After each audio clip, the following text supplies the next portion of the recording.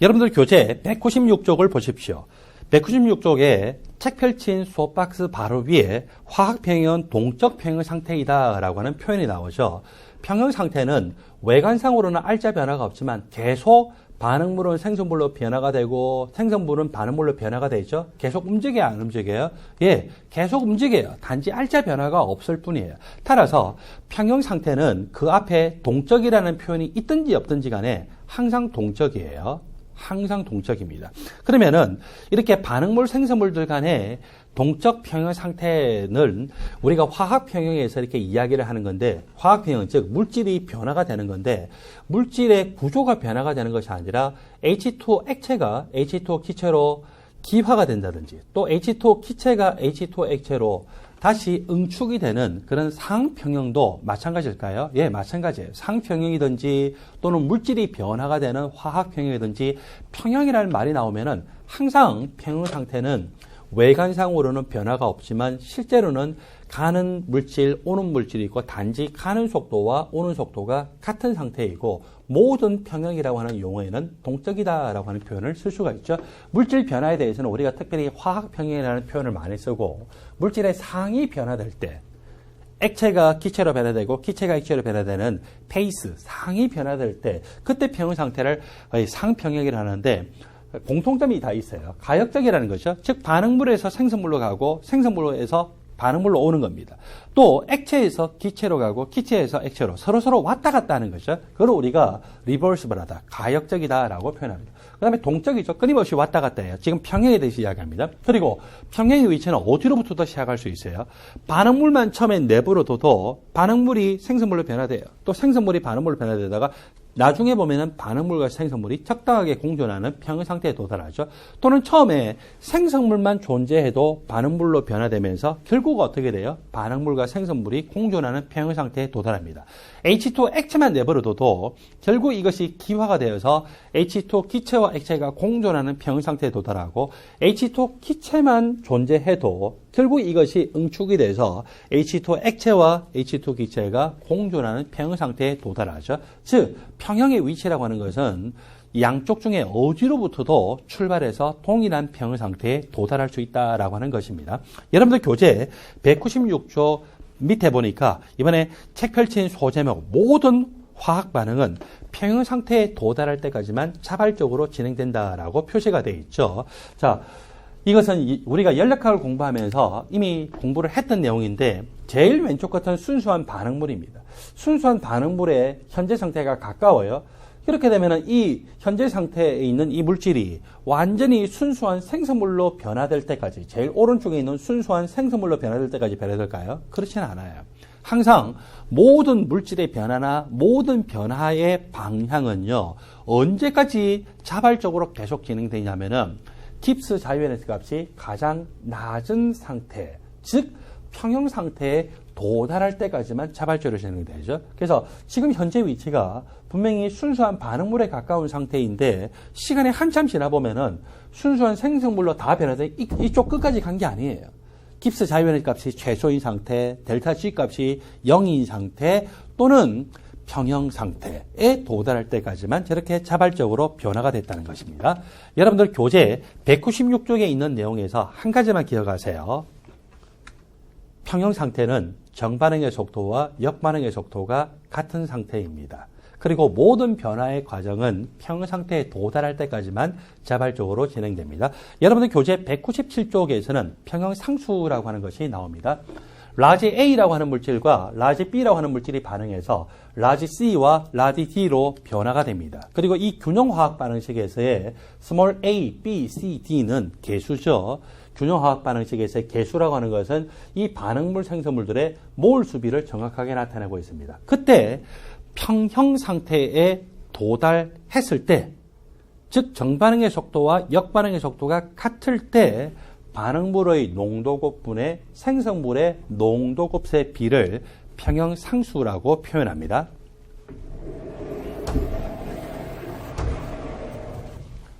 평형 상태에서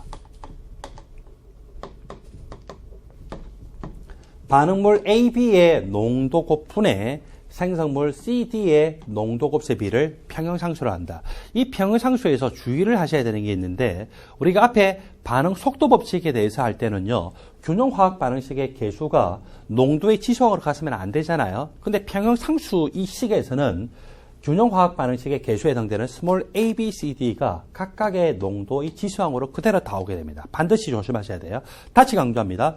반응 속도론에서 반응 속도 법칙, 즉 반응 속도를 속도상수와 반응물의 농도 곱수로 나타낸 반응 속도 법칙을 표현할 때는 각각의 반응물의 농도의 지수항에 균형화학 반응식의 개수가 오면 돼야 안 돼요? 안 되죠. 반드시 실험적으로 지수값을 구해야 됐어요. 그런데 이 평형상수식에서는 반응물 생성물들의 농도 곱셈 비로 나타냈는데 이 농도의 지수항이 그대로 뭐가 옵니까? 반응물 생성물들에 대한 개수가 그대로 지수항으로 오더라. 이것은 실험적으로 이미 규명이 된 것이고 여러분들이 암기를 하시고 넘어가시면 됩니다. 평형 상태에서 반응물의 농도 곱분의 생성물의 농도 곱의 비값을 평형상수라 하고 농도의 지수항은 반드시 균형화학 반응식의 개수값이 오더라.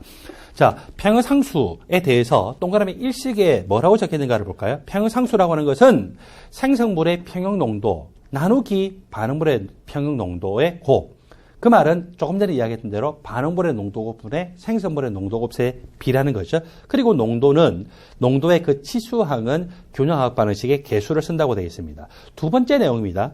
역반응의 평형상수는 어떻게 될까?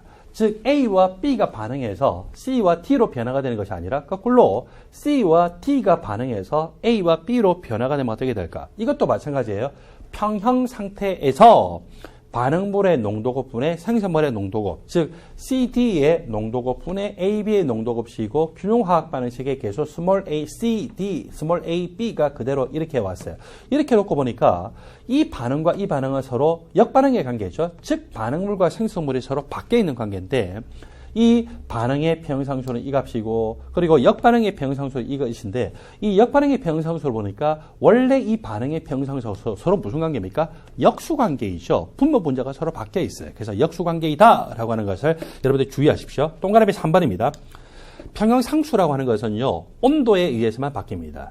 평형상수는 압력 변화나 부피 변화나 농도 변화 어떤 것에 의해서 바뀌지 않고 오로지 온도에 의해서만 바뀝니다. 그래서 평형상수를 온도 의존 함수라고 표현을 하죠. 평형상수는 온도가 달라지면 동일한 반응에 대해서도 달라지기 때문에 원칙적으로 평형상수 값을 이야기할 때는요.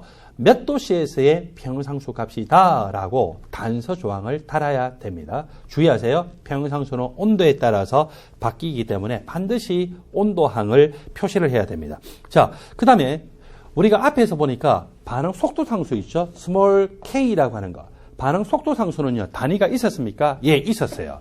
반드시 단위를 써야 되고 또 속도상수의 단위를 보면은 그것이 몇 차 반응의 속도상수인지를 가늠을 할 수 있죠. 근데 평형상수는요. 동그라미 4번에 보면은 단위를 사용하지 않습니다. 단위를 생략한다라고도 하고 단위를 사용하지도 않습니다.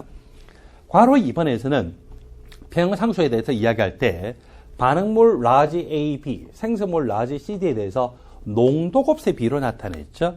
농도 곱셈 비로 나타냈고 농도를 영어로 하면은 concentration이라고 합니다. 이니셜이 C죠. 그래서 농도 곱셈 비로 나타낸 평형상수일 때는 보통 우리가 KC라고 하고 KC라고 표기를 해도 되고 안 해도 크게 상관은 없습니다. 이번에 기체들의 반응에 대해서는 농도를 쓸 수도 있습니다. 그렇지만 기체들에 대해서는요. 부분 압력을 측정하는 것이 훨씬 쉽기 때문에 부분 압력 곱셈 비로 나타내기도 하죠.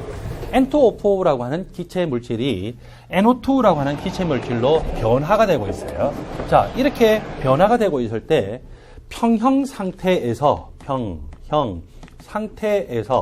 반응물의 기체 부분 압력의 곱분의 생성물의 기체 부분 압 곱셈 비 이것이 또 평형상수가 되는데 부분 압력 곱셈 비로 나타내기 때문에 이 평형상수를 우리가 프레셔를 의미하는 이니셜을 써서 KP라고 이야기하죠. 반응물은 N2O4의 부분 압력, 생성물은 NO2의 부분 압력. 각각 개수가 1하고 2이기 때문에 1승, 2승으로 표시가 됐죠. 자, 이렇게 해서 기체들이 반응물이나 생성물 중에 한 가지라도 있으면은요, 농도 곱셈 비로 나타낸 KC가 아닌 부분 압력 곱셈 비로 나타낸 KP를 쓸 수도 있다라고 하는 것을 주의를 하십시오. 그 다음에 반응물이나 생성물 중에 기체가 한 개라도 있으면은 KC뿐만 아니라 KP를 쓸 수도 있다라고 했는데, 그렇다면은 이 부분 압력 곱셈 비로 나타낸 KP하고 농도 곱셈 비로 나타낸 KC가 무슨 관계 있을까요? 예, KC에다가 RT의 델타 N성을 하면은 KP하고 동일해집니다. 그리고 이 델타 N이라고 하는 것은요, 생성물 기체입니다. 생성물 고체 액체가 아니에요. 용질이 아니에요. 생성물 기체들의 개수의 합 빼기 반응물 기체들의 개수의 합으로 볼 수가 있습니다. 만일에 A, B, C, D 반응에 대해서 볼 때 A, B, C, D가 모두 기체예요. A, B, C, D가 모두 기체다라고 하면은 그때는 KP equal KC 곱하기 RT의 델타 N성 할 때 이 델타 N이라고 하는 것이 뭘까요? 생성물 기체들의 개수합, 즉 스몰 c 더하기 스몰 d 빼기 반응물 기체들의 개수합 얼마입니까? 스몰 a 더하기 스몰 b. 이것이 바로 델타 N이라고 적혀줄 수가 있을까요? 네, 그렇게 적혀줄 수가 있겠죠. 이렇게 정리가 된 내용이 여러분들 교재 197쪽 아래쪽에 있습니다. 그리고 저 KP와 KC의 상관관계가 KC에다가 RT의 델타 N성을 곱했을 때 KP가 나온다는 것을 197쪽 아래쪽에다가 유도를 해놨기 때문에 여러분들 유도한 내용들을 보도록 하시고, 유도한 내용들을 여러분들이 모르셔도 그냥 KP는 KC 곱하기 RT의 델타 N성이라고 하는 것을 공식적으로 외우셔서 문제를 푸셔도 상관이 없습니다. 여러분들 교재 198쪽에 두 가지 예를 가지고서 이 공식에 대해서 적용을 해볼까요?